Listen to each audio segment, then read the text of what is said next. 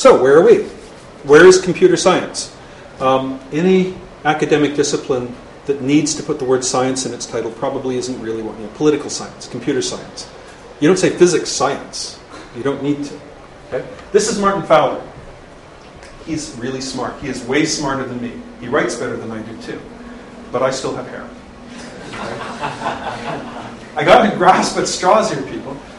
Last summer, in IEEE Software, one of the flagship journals in computing, he had an article on a thing called domain-specific languages. The idea that if you've got a hard problem to solve, you write a little tiny language which is special purpose for that domain. Okay? Interesting idea. He said in that article, using DSLs leads to two primary benefits: productivity, communication with domain experts. He's making two claims of fact in an article in a flagship, peer-reviewed academic journal, and there's not a single citation in the article. There are no footnotes, there is no bibliography. He's made two claims of fact without a single citation, and he's got it past the peer reviewers.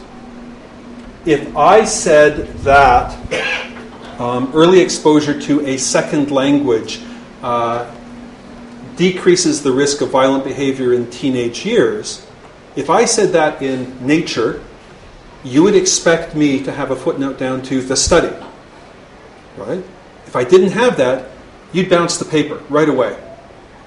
Here, there is no footnote, and the peer reviewers probably never even asked for a study.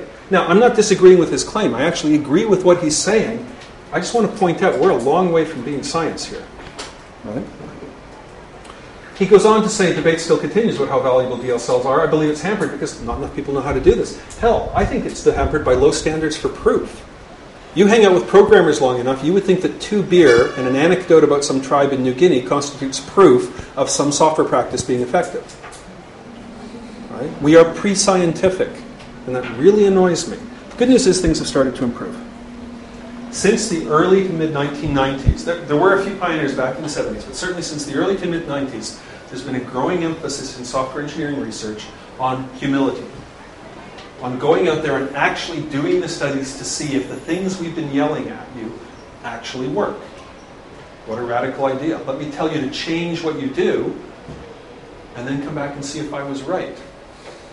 Right? I was at the International Conference on Software Engineering in Vancouver in 2009. Pretty much every paper from somebody under 30 that described a new tool or a new working practice included the results of the field study. Right? Older people, yeah, they've got tenure. They don't need to change things. Right? But the younger generation, this is part of the game now. If you want to be taken seriously by your peers, and you don't yet have gray hair, we're expecting this. Now, a lot of the studies are badly done. 6 undergraduates for an hour each. Right? Probably wouldn't pass muster in a second-rate psych journal, but standards are improving rapidly. We're learning the rules of this game. It's a game that software engineering and computer science hadn't played before, but we're learning.